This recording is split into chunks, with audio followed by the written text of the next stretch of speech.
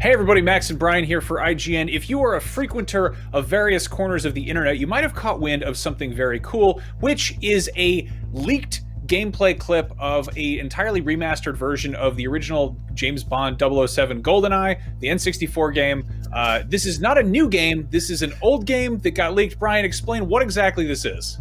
Yeah, so as you alluded to, the original N64 game, GoldenEye, based on the movie, obviously, James Bond 007, came out a couple years after the film because notoriously Rare, who had originally developed it, were like, hey, before we finish this, can we add multiplayer? And then they were kind of like, yeah, I guess we could try, which turned out to be one of the best components of it. That game has gone on to become one of the most beloved licensed video games ever made, one of the, most beloved multiplayer games, one of the most iconic first-person shooters of all time, but it is sort of historically locked to N64 hardware. During the Xbox 360 era, Rare was allegedly, or I guess confirmed to be, working on a fully remastered 4K 60 frames per second version of that game, which updated all the textures and frame rate, added some multiplayer maps and all that stuff.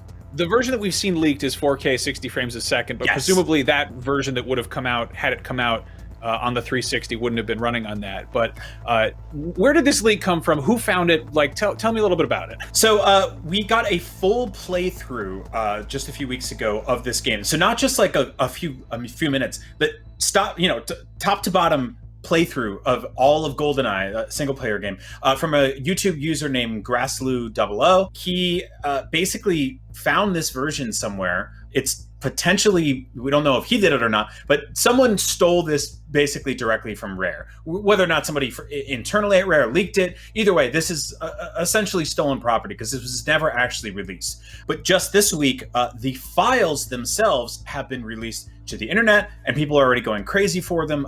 These are accessible through, the dark waters of piracy, and can be played through an Xbox 360 emulator or, other means if you have a powerful enough computer for it, and blah, blah, blah, blah, blah. So this game was supposed to be released, never got released. One of the more sort of beautiful renditions of this game that we've ever seen running. Fans have attempted to make their own versions of remakes of this game for many years, and there's a couple of them out there and stuff like that. EA, Activision, notoriously made a version of GoldenEye, which was sort of their own remake of it. Which, let's talk about that, because what would prevent this from getting released? Because from what we can tell, this was pretty finished. Like the fact that there's a full playthrough out there, and it's not just like early, playtest demo QA nonsense. Like why not? Whose fault is it? So that's the interesting thing, right? I guess the best way to describe the legal rights around James Bond, 007, video game stuff in general, and the movies and everything is that it's a rat's nest. It's just a gigantic mess. There are 15 different companies involved. Grassloo has pointed out on Twitter in a lengthy post that while the gut reaction was to sort of blame Nintendo for this, because that feels like the right thing to do, right? It seems like something they would shut down at the finish line. There's actually a lot of companies involved. As you alluded to, Max, this game is done. It's finished. It's completed. Maybe there was a little bit of polish that needs to be done, but it seemed like this thing was about to be released and then got canned at the last minute, which is different than the Perfect Dark remake or remaster, which did make its way to Xbox Live. You can download it on your Xbox Series X right now, fully playable. I just played it recently. This is a different story. So Rare made the original game. Nintendo owned Rare at the time. Microsoft owns Rare now.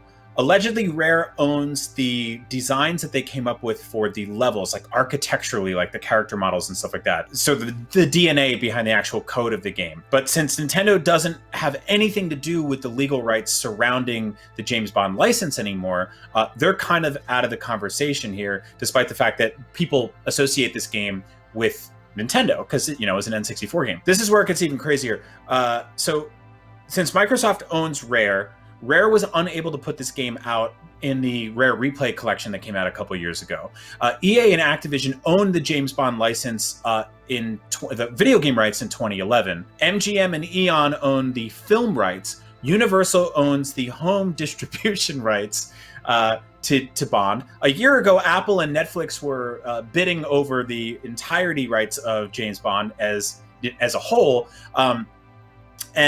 IO Interactive is making a James Bond video game, which apparently is going under the rules that were set by the sort of the James Bond owners right now, saying, you know, there's like hyper specific things of what you can and can't do in a video game based on James Bond, such as like the good guys can't fight the good guys, Bond can't die, all this like weird nonsense, which hopefully gets sorted out for the IO game being created by the Hitman devs. So either way, this game is a rat's nest. That's a lot of stuff going on there. So it's not great.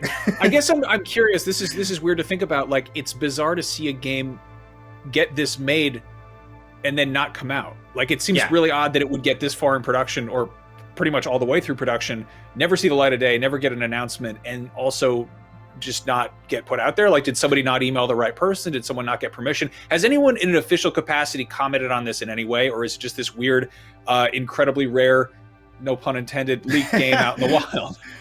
We did have like a quote from Reggie Fils-Aimé a few years ago when he was, you know, running Nintendo, saying that basically there's a lot of factors involved. Like, there's a lot of different companies involved here.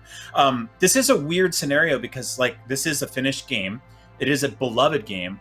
If we look at like sort of the nostalgia that modern gamers have for the N64 era, it's huge. Like, games like Ocarina of Time for 3DS sold incredibly well, one of the best-selling Zelda games in the entire franchise.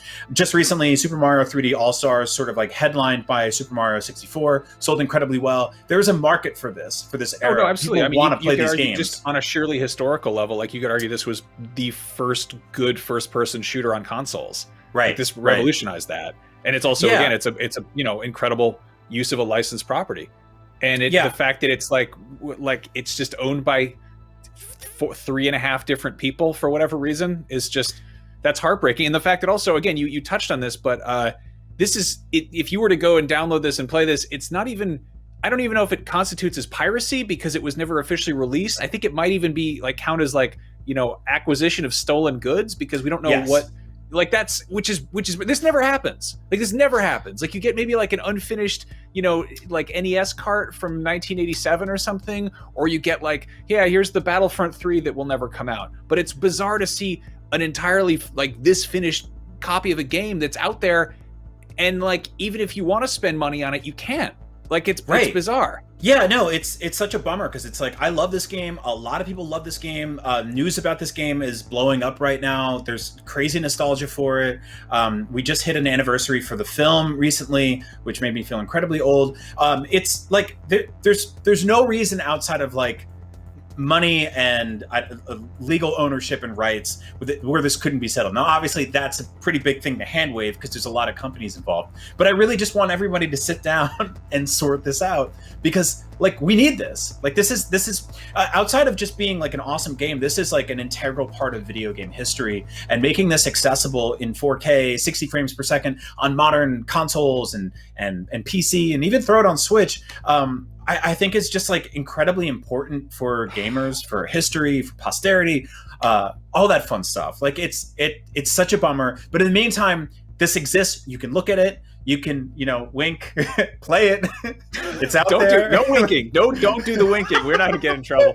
But no, I mean, that's I guess what's kind of cool is that even if you don't want to jump through all of the hoops that might make you go to jail if you jump through them, you can just check out the full playthrough, which kind of rules. It's nice to kind of like just poke around and see that. It's a weird special treat in this strange era. And hey, it's something to hold you over until we get that IO 007 game, which, good Lord, I'm looking forward to that.